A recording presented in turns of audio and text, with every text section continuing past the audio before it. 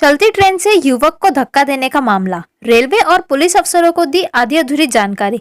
एक के बाद एक होंगे जख्मी युवक के हाथ पैर के ऑपरेशन। टीटीई के खिलाफ अभी तक कोई कार्रवाई नहीं। चलती ट्रेन से युवक को धक्का देने के मामले में रेलवे और रेलवे पुलिस के बड़े अफसरों से घटना की सच्चाई छुपाई गई। उन्हें आधी अधूरी जानकारी दी गई थी।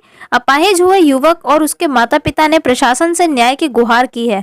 जख्मी मोहित संतोष सोनी 22 वर्ष मेयो अस्पताल के वार्ड नंबर 15 में भर्ती है।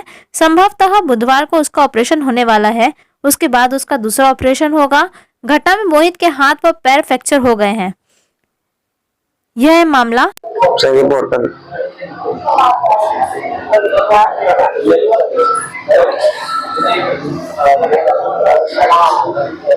मोहित जी, आपके साथ क्या हुआ था? पूरी घटना की जानकारी दें मुझे। जी सर, मैं 20 तारीख के दिन 10 बजे सबसे पहले मैं अपने कॉलेज गया। उसके बाद मैं सर कॉलेज में क्लास लेने के बाद मैं 2 बजे अपने घर आया और सब तैयारी करने के बाद मम्मी पापा के साथ मैं रीवा स्टेशन पहुंचा और 5:30 बजे वाली गाड़ी रीवा इतवारी एक्सप्रेस में नागपुर आने के लिए बैठा जनरल डिब्बे में।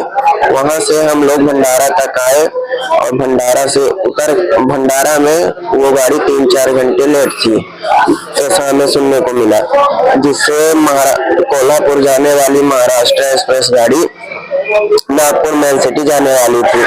तो कुछ सवारी उतर के जाने लगे, इसीलिए हमने भी सोचा कि इसी गाड़ी में बैठ के नागपुर सिटी तक पहुंच जाते हैं। तो हम लोग भंडारा से महाराष्ट्र एक्सप्रेस गाड़ी में संडास के पास खड़े होके जा रहे थे। कुछ देर चलने पर ही 3-4 टीटी आए और हमसे पूछने लगा कि टिकट है आपके पास? हमने बोला सर टिकट नहीं है, आप फाइन बना दीजिए, हम लोग फाइन देने को तैयार हैं। तो हम मम्मी पापा अपना बोले जितना किराया होता आप ले लीजिए, मैंने गूगल में सर्च भी करा था। तो उन्होंने बोला कि नहीं, फाइन तो आप 1,000 तीनों का लगेगा, 3,000 रुपये हमें चाहिए। तो हमने बोला सर हमारे पास इतना पैसा तो नहीं है, हम लोग जितना उचित किराया उतना देने को तैयार थे।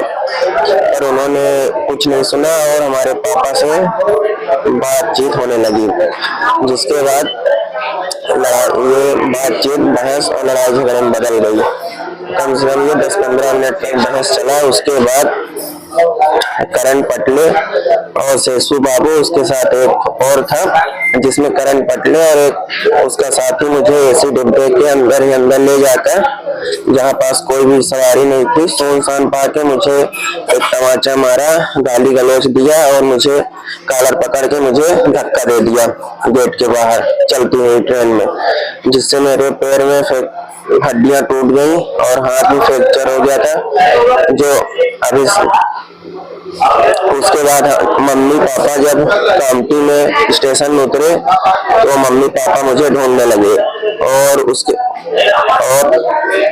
फिर आरपीएफ से हेल्प लेने की सोची। तो आरपीएफ मम्मी पापा ने मुझे फोन लगाया, जो मैं 10-5 मिनट तक बेहोश था। उसके बाद रिंग सुनाई देने पर मैं जागा और मम्मी जब फोन लगाई तो मैंने उठाया। मम्मी ने पूछा कि तुम कहाँ हो? तो मैं बोला कि मैं रेल की पटरियों के पास पड़ा हुआ हूँ। तो आरपीएफ वालों ने फोन ले लिया, बोला कि बेटा तुम कहाँ हो? तो मैंने वहीं पास किसी मजदूर से पूछ के बोला कि साईं मंदिर के पास कामटी रोड में के पास। तो पुलिस आरपीएफ आई और वहां के गांव वालों ने, आसपास मजदूरों ने मिलकर मुझे उठाया और मोटरसाइकिल पे बिठाया और कामटी हॉस्पिटल ले गए।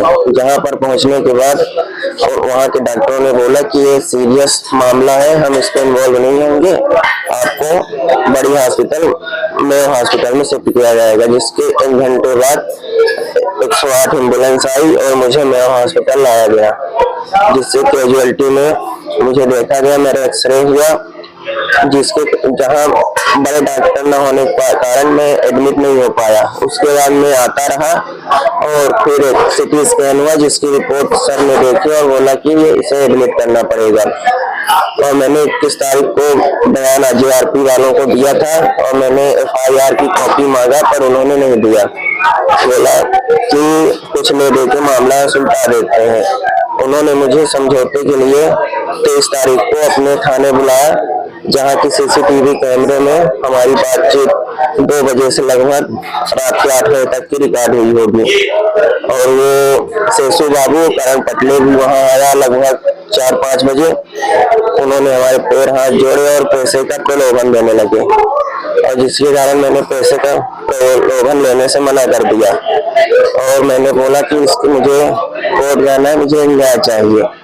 और हम लोग चले आए। फिर इसके बाद 1 तारीख को मुझे यहाँ मेरे हॉस्पिटल में एडमिट किया गया, और मैं तब से यही भर्ती हूँ। आज मेरा ऑपरेशन हुआ है और मेरे अंदर स्क्रू नट्स डाले गए जो मेरी हड्डियां टूटी थी।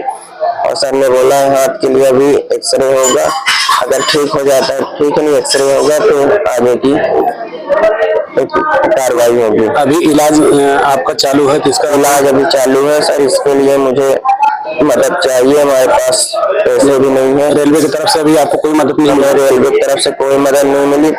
मैंने आरपीएफ वाले मुझे बस फोन लगाते हैं कि हम बयान लेने आ रहे हैं, पर आते नहीं है। मैंने उन्हें कॉल भी किया कि सर मुझे बयान देना, पर वो बयान नहीं ले रहे हैं, जिसका मेरे पास रिकॉर्डिंग भी है।